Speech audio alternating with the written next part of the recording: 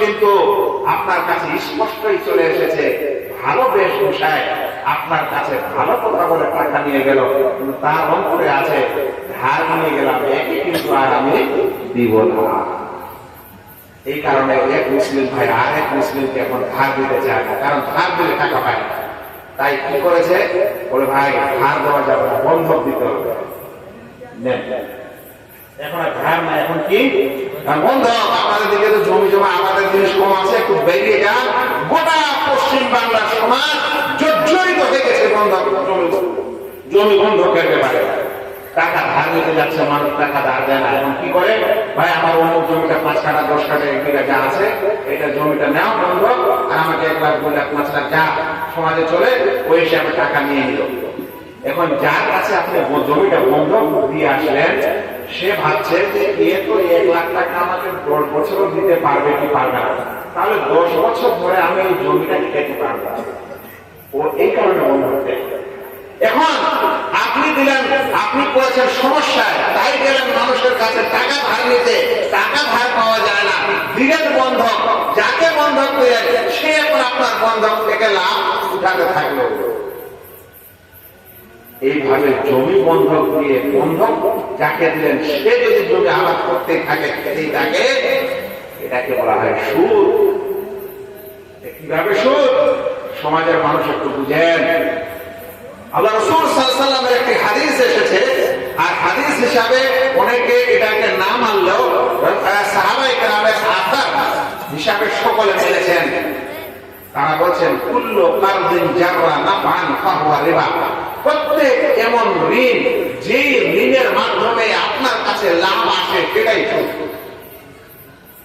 প্রত্যেক ঋণ যার মাধ্যমে কি আসে, আপনার লাভ আসে, সেটাই সুদ। এখানে আপনি ঋণ দিলেন, ঋণ নিলেন, আর অন্যদিকে আপনি ওই লাভ উঠাচ্ছেন তার বন্ধকওয়ালা জমিতে থেকে।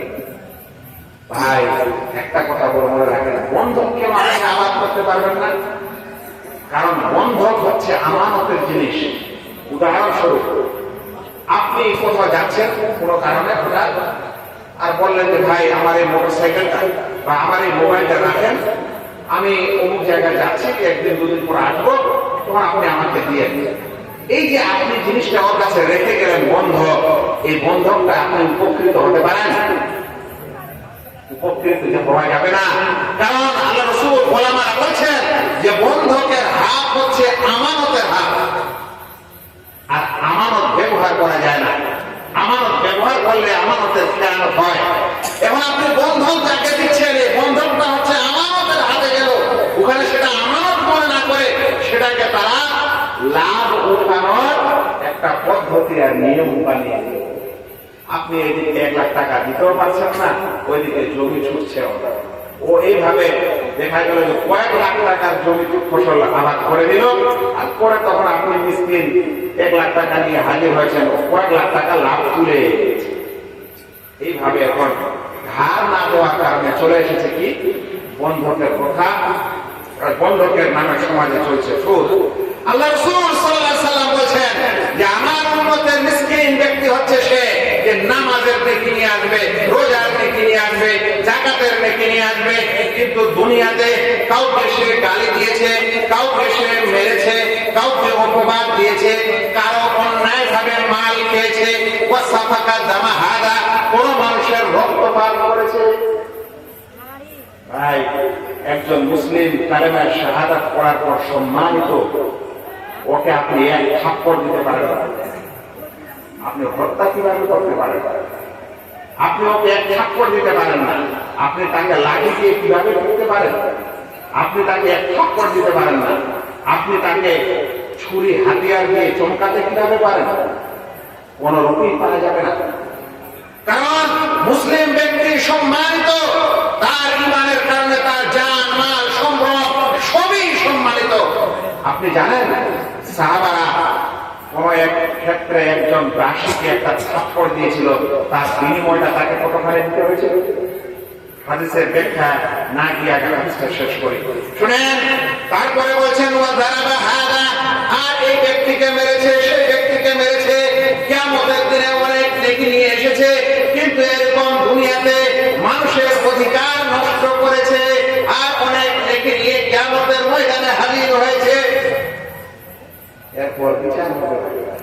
বিচার। যে তুমি নেকি তো নিয়ে এসেছো, ঠিক ভালো কথা, কিন্তু দুনিয়ার মানুষের অধিকার যে নষ্ট করেছো, এটা হিসাব কিভাবে হবে?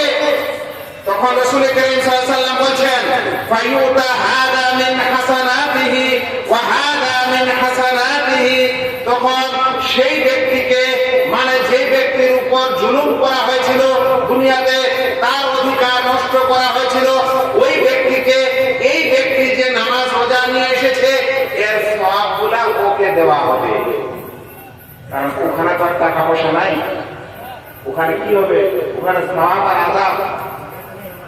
তো দুনিয়াতে মানুষের অধিকার নষ্ট করে মারা গেছে, দিয়ে যায়নি, বান্দার হক দিয়ে যায়নি, আখিরাতে হাজির হবে নেকি নিয়ে। আল্লাহ তখন ওই নেকিগুলা ওই ব্যক্তিকে দিবেন যার হক নষ্ট করেছে। চিন্তা করেন ভাই, আপনার এই নেকি যখন ওর কাছে যেতে লাগবে, আর আপনি এত বেশি বান্দার অধিকার নষ্ট করেছেন যে একেবারে সব নেকি শেষ। যত নেকি দুনিয়াতে করেছেন সব নেকি শেষ হয়ে যাবে। শুনেন রাসূল কারীম সাল্লাল্লাহু আলাইহি ওয়াসাল্লামের এই হাদিস। আল্লাহ রাসূল বলেন, ফাইন ফানিয়াত হাসানাতুহু ক্বাবলা আন ইয়াকদিয়া মা আলাইহি। তার যতগুলা অধিকার ছিল, অধিকারের ফয়সালা শেষ হওয়ার আগে যদি তার সব নেকি শেষ হয়ে যায়, পাহাড় বরাবর নেকি শেষ, অধিকার এত নষ্ট করেছে। এখন কি হবে ভাই? আরো তো বাকি আছে, এখনো তো অধিকার সব শেষ হয়নি। তখন আল্লাহ তাআলা ইনসাফ দেখেন। আল্লাহ রাসূল সাল্লাল্লাহু আলাইহি ওয়াসাল্লাম বলেন, আখাযা মিন খাতায়াহুম ফাকুরাতাত আলাইহি। অতঃপর ওই ব্যক্তি যার হক নষ্ট করেছিল, ওকে তো নেকিগুলা দিল, এরপর ওর গুনাহগুলা এর উপর চাপাতে শুরু হলো। এটা কখন? যখন অধিকার এতখানি নষ্ট করেছে যে যত সওয়াব দিয়ে যাওয়া হলো, তারপর অধিকারের ফায়সালাটা শেষ হলো না। এরপর তখন আল্লাহ রাসূল সাল্লাল্লাহু আলাইহি ওয়াসাল্লাম বলছেন, যখন তার সব নেকি শেষ, তখন আল্লাহ তো আর বেইনসাফ নন, আল্লাহ ইনসাফ করবে না। এখন ওর গুনাহ, যার অধিকার নষ্ট করেছিল, ওর পাপ এর উপর চাপাতে লাগবে, এর উপর চাপাতে লাগবে, চাপাতে চাপাতে চাপাতে চাপাতে যতগুলা নেকির পাহাড় নিয়ে গেছিল, এরকম আবার গুনার পাহাড় হয়ে যাবে। এরপর কি হবে? সুম্মা করে হাসিনা, অতঃপর আগুনে জাহান্নামে ফেলে দেবে। হাদিসটিকে ইমাম মুসলিম বর্ণনা করেছেন। এখন আমাকে বলে ভাইয়েরা, যদি আমরা দুনিয়ার মানুষের অধিকার নষ্ট করে মারা যাই, আমাদের এরকম যদি অবস্থা হয়, কিয়ামতের ময়দানে একটা নেকি নয়, অর্ধেকটা নয়, যাররা যাররা অনু নেকির প্রয়োজন হবে। ওই সময় যদি আপনার এই সওয়াবগুলা কাটতে থাকে আর ওই মানুষের কাছে যেতে থাকে, বলেন তো আপনার অবস্থা কি হবে? এই জন্য রাসূল কারীম সাল্লাল্লাহু আলাইহি ওয়াসাল্লাম বলেছেন, মান কানা লি আখিহি ইনদাহু মাযলিমা মিন ইরদিন আও মালিন। যদি পৃথিবীতে কোন মানুষের অধিকার নষ্ট করেছে, তার সম্মানে আঘাত করেছে, কিংবা তার মাল সম্পদ ধ্বংস করেছে, নস্যাৎ করেছে, তাহলে সে যেন ফালিয়াতাহাল্লালহুল ইয়াওম, সে যেন আজই এই দুনিয়াতেই সেটা সমাধান করে নেয়। কোথায় সমাধান করে নেয়? এই দুনিয়াতে যেন সমাধান করে নেয়। কেন ভাই? ক্বাবলা আন ইউখাযা মিনহু ইয়াওমা লা দিনারা ওয়ালা দিরহাম। ওই দিন আসার পূর্বে, যেদিন মানুষের কাছে দিনার দিরহাম থাকবে না, টাকা পয়সা থাকবে না। এই জন্য দুনিয়াতে মীমাংসা করে নেওয়াটা সহজ, আখিরাতে মীমাংসা করাটা কিন্তু সহজ নয়। কারণ আখিরাতে ওই স্কোপ থাকবে না। দুনিয়াতে আপনি তার হাতটা চেপে ধরে বলতে পারেন, তার সামনে কাঁদতে পারেন, তাকে যদি মানাতে পারেন, তাহলে কিন্তু মাফ হতে পারে, কিন্তু আখিরাতে আর এই সুযোগ থাকবে না।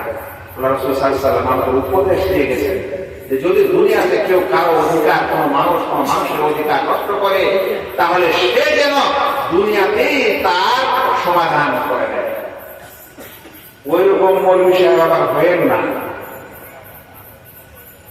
নাম বলবো না, বিপদ হয়ে যাবে। এমন একজন আলেম মানুষ, তাকে সমাজের সবাই চিনত। তিনি ট্রেনে সফর করতেন, তো টিকিট কাটতেন। ট্রেনে সফর করতেন, আপনি করতেন না, টিকিট কাটতেন।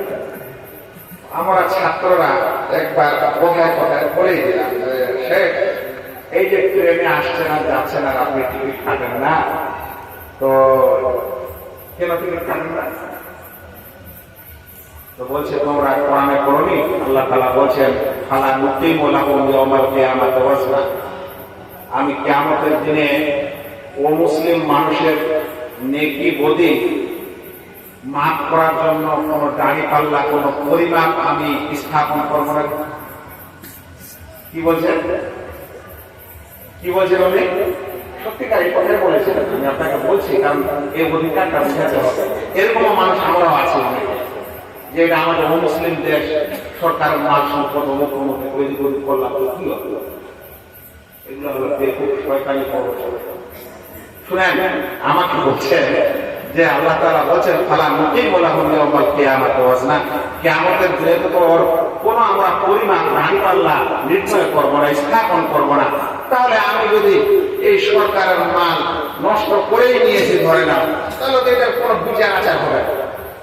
ভাই, কাফের মানুষের জন্য নয় পরিমাণ নির্ণয় হবে না, কিন্তু আপনার থাকলে হবে না, আমাদের হবে না ভাই, মুমিন মানুষের হবে না। তো ওখানে কি আল্লাহ তাআলা ধরবেন না যে তুমি ওই দিন সফর করেছিল তো টিকিট কাটবে?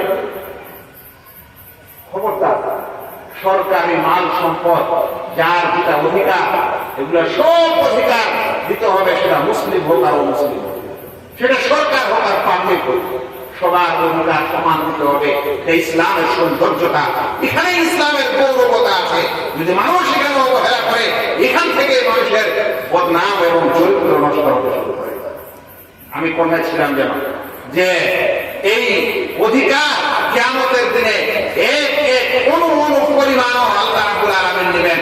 ভাবিয়েন না যে আমি অমুসলিমের অধিকার নষ্ট করছি তাহলে আমার কিছু হবে না। না, অমুসলিমের হিসাব কিতাব আলাদা, কিন্তু আপনার হিসাব কিতাব হবে।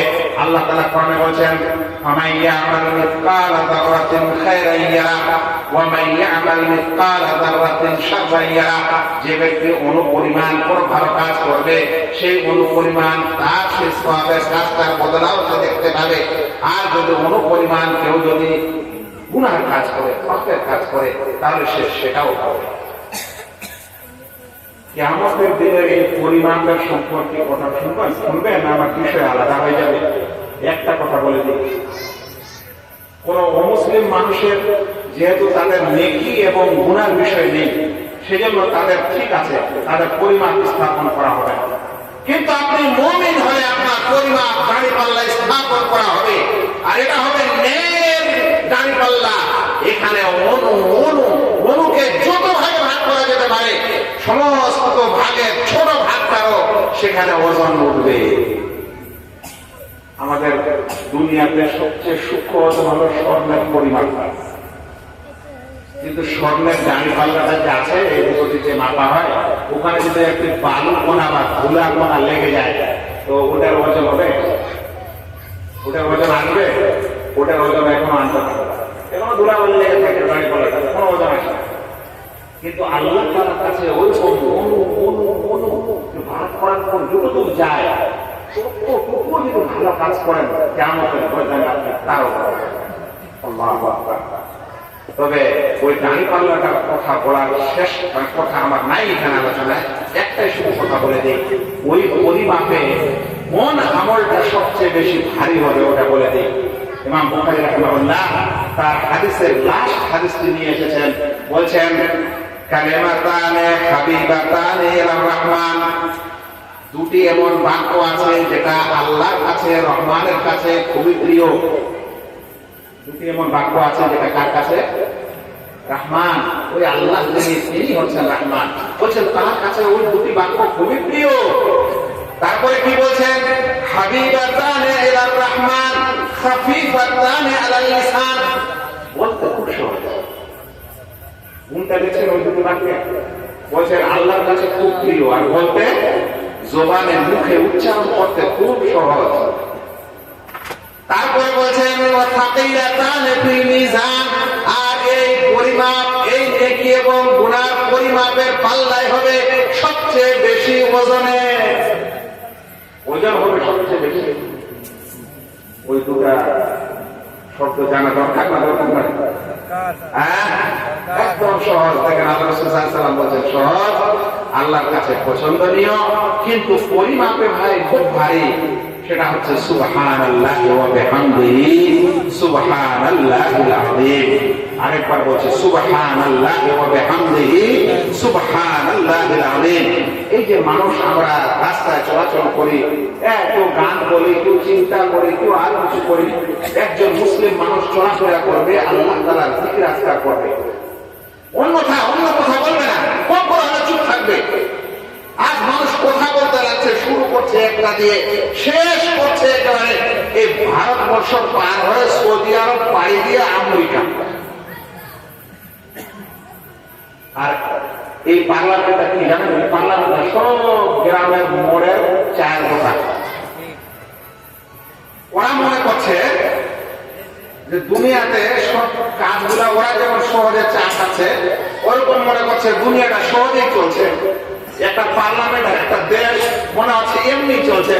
আর ওরা এমনও মনে করছে যে ওরা যেটা সিদ্ধান্ত দিল এই চায়ের দোকানে, এটাই সঠিক, দুনিয়ার একদম সব রাজনীতি মানতেই হবে, আর এটা মানলে এখনই সমাধান হয়ে যাবে। এরকম কোথায় মানসিকতা? খবরদার, মানুষকে জবানকে হেফাজত করতে হবে।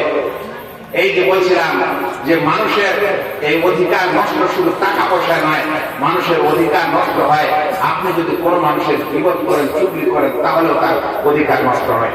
আমি আপনাদেরকে বলছিলাম যে দুনিয়াতে এর সমাধান করে নিতে হবে ভাইয়েরা। যদি না সমাধান করেন তাহলে আখিরাতে এর সমাধানের রাস্তা নেই।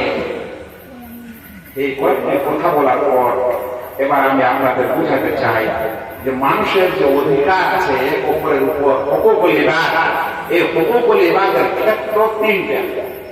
একটা হলো মানুষের মাল সম্পদ, দ্বিতীয়টা হলো মানুষের নফস ও আত্মা, আর তৃতীয়টা হলো মানুষের মান সম্মান ও সম্পর্ক। মানে একজন মুসলিমের মাল সম্পদ অন্যায় ভাবে নষ্ট করতে পারে না। একজন মুসলিম আর একজন মুসলিমকে মার্ডার করতে পারে না। আর একজন মুসলিম অন্য মুসলিমের মান সম্মানে কোন রকম আঘাত করতে পারে না।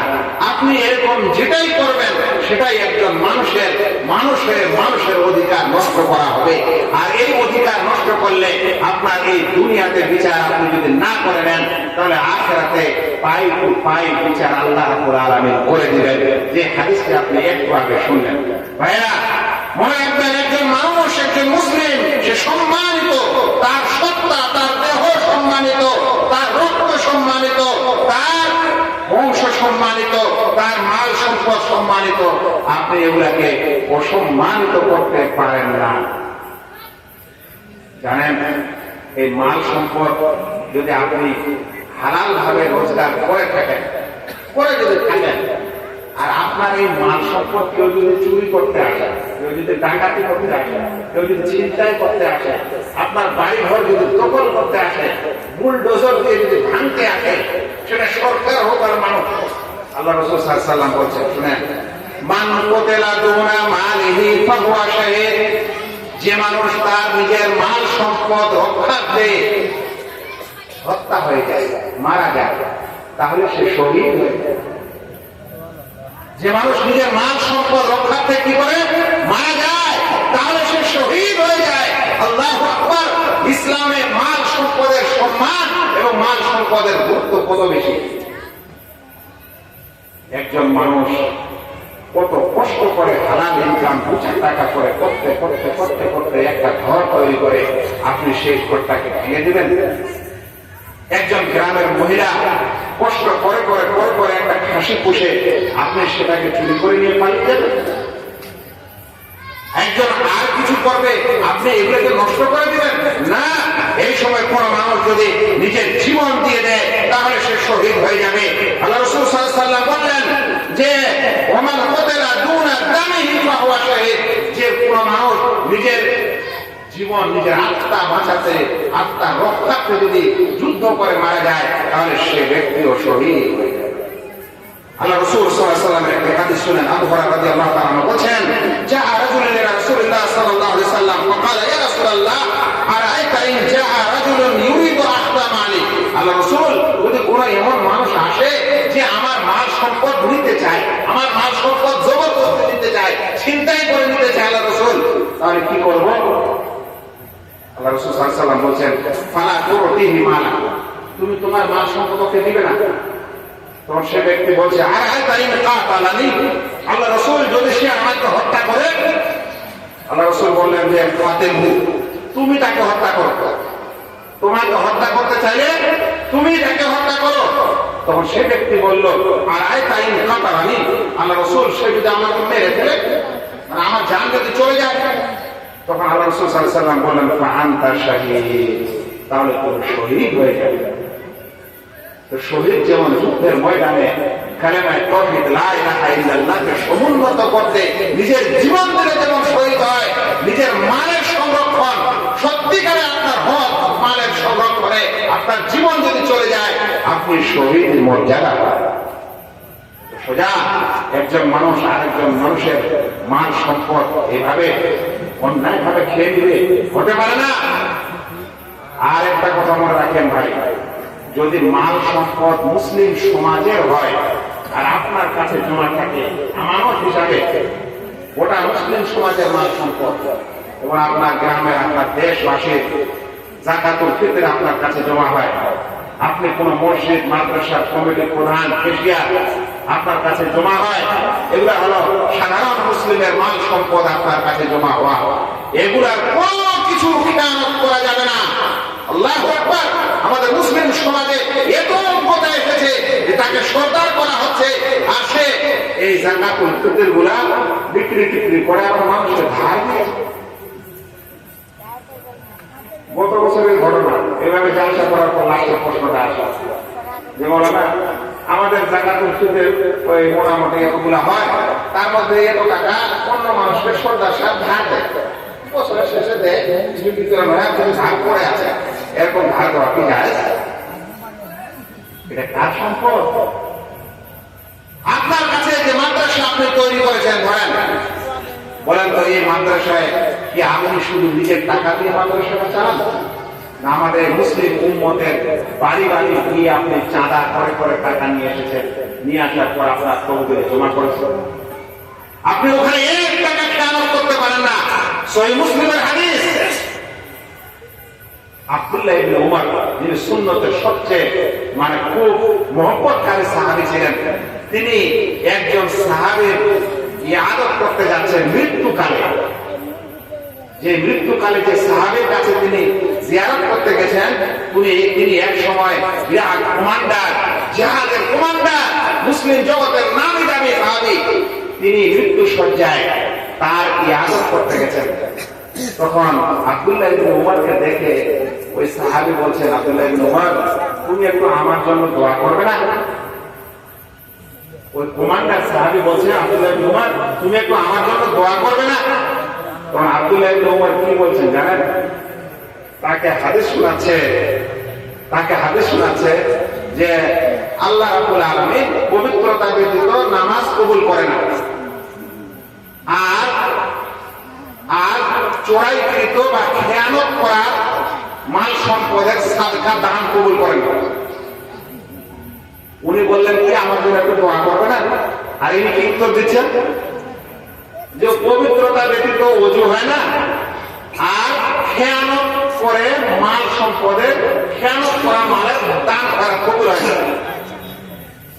ওয়া আনতা কুনতা ওয়ালিয়াতুল বাসারা, আর তুমি বাসারার গভর্নর ছিলে, মানে তুমি বাসারার মুসলিম জগতের গভর্নর ছিলে, মুসলিম সমাজের মাল সম্পদ তোমার কাছে এসেছে, তুমি যদি ওই মাল সম্পদের খেয়ানত করে থাকো, তাহলে আমি আব্দুল্লাহ ইবনে উমরের দোয়া করে তোমাকে আমি জান্নাতে নিয়ে যেতে পারবো না। আজ আপনি এদিকে মাদ্রাসা মসজিদের তহবিল নস্যাৎ করবেন, আর এদিকে একটা বড় মাওলানাকে করবেন আমার জন্য একটু দোয়া করেন ভাই। আব্দুল্লাহ ইবনে উমরের কথা মনে রাখবেন, একদিকে মুসলিম সমাজের মান সম্পদ নষ্ট হবে, আর আপনি আল্লাহর কাছে দোয়া করবেন। আব্দুল্লাহ ইবনে উমরের মতো মানুষ যদি হাত তুলে দোয়া করে, আপনার জন্য দোয়া কবুল হবে না। এই জন্য এগুলা কোনো ছোট জিনিস না, যেগুলাকে মানুষ আর ছোট জিনিস মনে করছে, এগুলা খুব বড় জিনিস। দুনিয়ার একটা এমন সময় আমরা উপস্থিত হয়েছি যে মানুষ তার নিজের হাতে যদি পয়সাটা চলে আসে, তাহলে সেটাকে সে নিজের পয়সা মাল সম্পদ মনে করছে, এটা ভাবে না যে কোথা থেকে আসলো, কিভাবে সে পেল।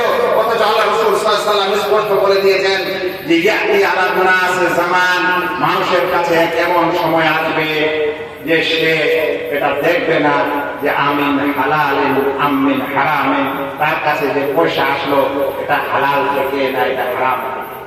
ভাইরা, বিষয়টা আরো বড় ছিল, সম্পূর্ণটা বলতে গেলে আরো কিছু সময় লাগতো। সময় সংকীর্ণতার কারণে শেখ আছেন, তিনি আমার প্রশ্ন বেশি আলোচনা করেন না, এটা একটা ব্যাপার আমারও করেন আছে। এই জন্য যতটুকু আমি হাদিস কোরআনের আলোকে কিছু কথা তথ্য আপনাদের সামনে তুলে ধরতে পারলাম, আশা করি বুঝতে পারছেন যে হুকুকুল ইবাদ বিষয়টা কোনো ছোট জিনিস না। দুনিয়াতে এক অপরের যদি লেনদেনের সমস্যা থাকে যে কোনো ধরনের, তাহলে দুনিয়াতে সেটা তওবা করলেই মাফ হবে না, যতক্ষণ আপনি ওটা সেই লোককে ফিরিয়ে না দেন। শেষ একটা কথা বলি, যদি এরকম কারোর সাথে হয়ে থাকে, দুনিয়াতে সেই লোক বেঁচে থাকে, তাহলে ওকে দিয়ে দেন, ওর কাছে মাপ নিয়ে নেন।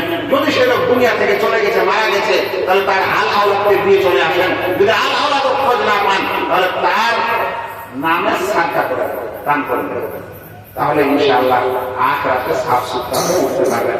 আল্লাহ যেন আমাদেরকে সঠিক ইসলামের বিধান ও হক আল্লাহ বান্দার বুঝার তৌফিক দান করেন, তার উপর আমল করার তৌফিক দান করেন।